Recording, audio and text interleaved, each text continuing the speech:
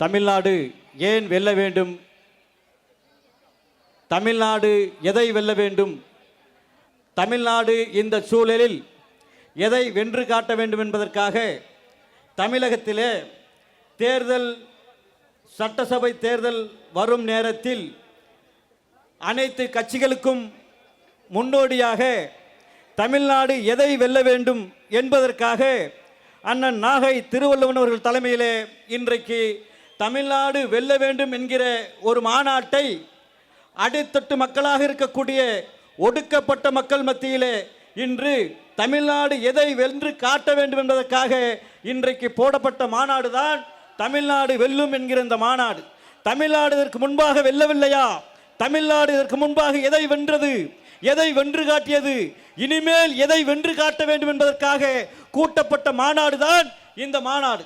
ஏனென்று சொன்னால் இந்த நாட்டை இந்தியா முழுவதும், இங்கிருக்கிற இந்திய நாட்டை இந்தியா முழுவதும் பாசிச சக்திகள் இன்றைக்கு ஒவ்வொரு மாநிலமாக தன்னுடைய கைப்பிடியிலே இறுக்கி பாசிச சக்திகளை, மதவாத சக்திகளை, மதவாத சண்டைகளை, சாதிய சண்டைகளை அனைத்து மாநிலங்களிலுமே இன்றைக்கு செய்து வந்து கொண்டிருக்கிறது.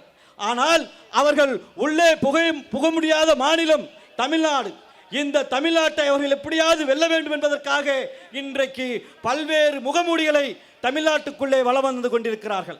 அந்த முகமூடிகளில் ஒன்றுதான் தோழர்கள் பேசினார்களே, நம்மை வந்தேர்கள், நாமெல்லாம் இந்த நாட்டின் பூர்வீக குடி இல்லை என்று கொக்கரித்துக் கொண்டிருக்கக்கூடிய இன்றைக்கு ஈழ பிரச்சனையை வைத்து பிச்சை எடுக்கும் ஈழத்தினுடைய அடிவயிற்றிலே கஞ்சி குடிக்கக்கூடிய சீமான், இவர் போன்றவர்கள்லாம் நம்மை பேசக்கூடிய சூழலை இன்றைக்கு உருவாக்கி இருக்கிறார்கள்.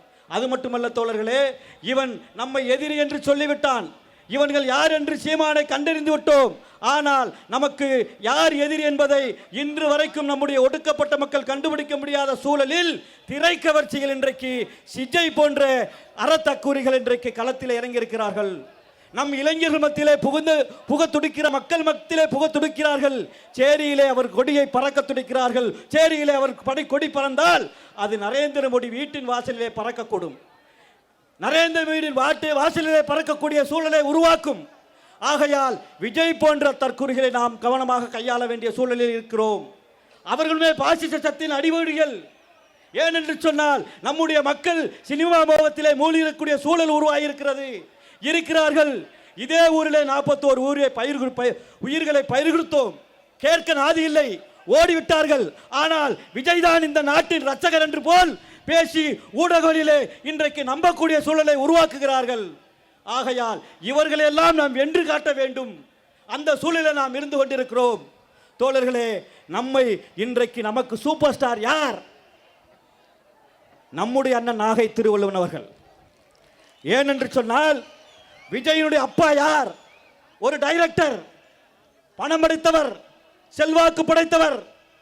அவர் பணம் படைத்து செல்வாக்கு படைத்து விஜயகாந்தினுடைய காலிலே விழுந்து இன்றைக்கு ஆட்சி பீடத்தை நான் அமர்வேன் என்று சினிமாவிலே நடித்து இன்றைக்கு மக்கள் ரசிகர் கூட்டத்திலே வந்தவுடன் படிப்பு வரல, பள்ளிக்கூடம் போக முடியலப்பா, நான் நடிக்கிறேன் என்று நடிக்க வந்தார்.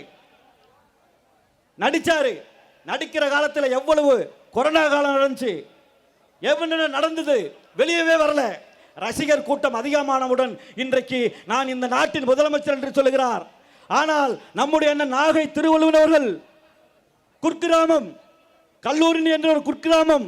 அவருடைய அப்பா செல்வந்தர் கிடையாது, மிட்டா மிராசு கிடையாது, கூலி தொழிலாளி, மேலமடிக்கும் கூலி தொழிலாளி.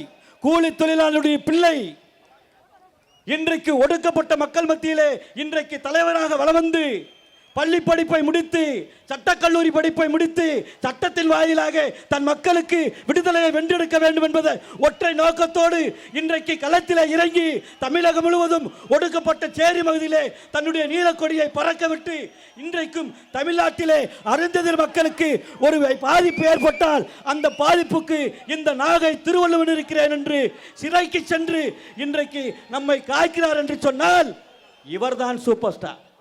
இவர்தான் நம்முடைய சூப்பர் ஸ்டார். யோசித்து பார்க்க வேண்டும் என்று. ஆகையால் யாருடைய கொடி பறக்க வேண்டும்? நம்முடைய சேரிகளிலே நாகை திருவள்ளுவனுடைய கொடி பறக்க வேண்டும். இப்படி தமிழ் புலிகள் தோழர்கள் வீதி வீதியாக போய் யார் தமிழ்நாட்டை வெல்ல வேண்டும் என்பதை காக்க வேண்டும். நம்முடைய மக்கள் கவனமாக இந்த 2026 வாக்கு செலுத்தவில்லை என்று சொன்னால் மோடி வகைரா எடப்பாடி வாயிலாக வீதியிலே நுழைந்து ரெட்டலைக்கு வாக்களித்தால் அது மோடிக்கு போய் சேரும், அமிர்தாக்கு போய் சேரும் என்று சொல்லி பாசிச பக்திகள் நம்முடைய புகுந்தால் மதக்கலவரம் சாதி கலவரம் மூடும் என்பதை உணர்த்தி நாம் கவனமாக நம்முடைய திமுகவுடைய கூட்டணிக்கு வாக்களித்து மிகப்பெரிய வெற்றியை செய்து தர வேண்டும். அதுதான் இன்றைக்கு நாம் தமிழ்நாட்டை வெல்ல வைக்க முடியும். ஏனென்று சொன்னால் தமிழ்நாட்டின் முதலமைச்சர் தான், துணிச்சலான முதலமைச்சர் தான் எந்த நாட்டும் எந்த மாநிலத்தும் சொல்லாத ஒன்றை சொன்னார். நான் தான் தமிழ்நாட்டுக்குரிய அத்தாரிட்டி. தமிழ்நாடு என்று சொன்னால் மு.க. ஸ்டாலின் தான். இந்த தமிழ்நாடு என்றைக்கும் டெல்லிக்கு அடிபணியாது, எப்போவும் அவுட் ஆஃப் கண்ட்ரோல் தான் என்று சொன்னாரே. எந்த முதலமைச்சருக்கு அந்த துணிவு இருந்தது? ஆகையால் அந்த துணிவிருக்கும் முதலமைச்சருக்கு தான் நம்முடைய வாக்கை செலுத்தி இந்த நாட்டை வெல்ல செய்ய வேண்டும், தமிழ்நாட்டை வெல்ல செய்ய வேண்டும். அப்படி வென்றால்தான் நம்முடைய இந்த பாசிச பிடியிலிருந்து இந்த நாடு வெல்ல முடியும். திராவிடத்தை ஒழிக்க போகிறோம் என்றெல்லாம் சொல்லுவார்கள். திராவிடம் என்பது சாதாரணம் அல்ல. இந்த நாட்டில் சேரி பகுதியிலே திராவிடம் என்று கால் ஒன்றிருக்கிறது. நான் இருக்கும் வரை, என் பிள்ளை இருக்கும் வரை, என் பேரன் இருக்கும் வரை இங்கே திராவிடம் இருக்கும்.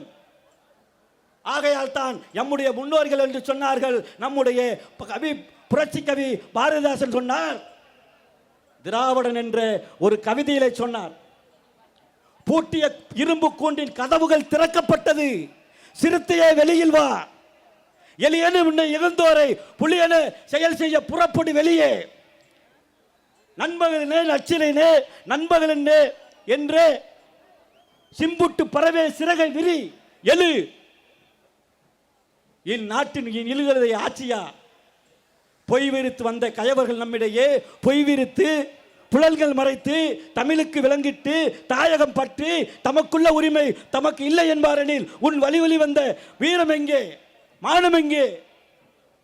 தம் நாட்டிற்குரிய தமிழ்நாட்டை காப்பாற்ற புறப்படுவில்லை என்று புரட்சிக்கவர் பாரதிதாசன் சொன்னாரே, அதன் வழியிலே நாம் புறப்படுவோம். இந்த பாசிச சக்திகளிலிருந்து, இந்த பிஜேபி சக்தியிலிருந்து, இந்த அடிமை கூட்டம், எடப்பாடி அடிமை கூட்டத்தில் இருந்து நம் மக்களை காப்பாற்றி தமிழ்நாட்டை அண்ணன் நாகை திருவள்ளுவன் ஒரு வழியிலே வெல்ல செய்ய வேண்டும். வென்றால்தான் நம்முடைய சேரிகளிலே நீலக்கொடி பறக்கும். நீலக்கொடி பறந்தால்தான் தமிழ்நாடு வெல்லும், தமிழ்நாடு வெல்லும் என்று சொல்லி எனக்கு வாய்ப்பளித்த தோழர்களுக்கு நன்றி கூறி விடைபெறுகிறேன். நன்றி, வணக்கம்.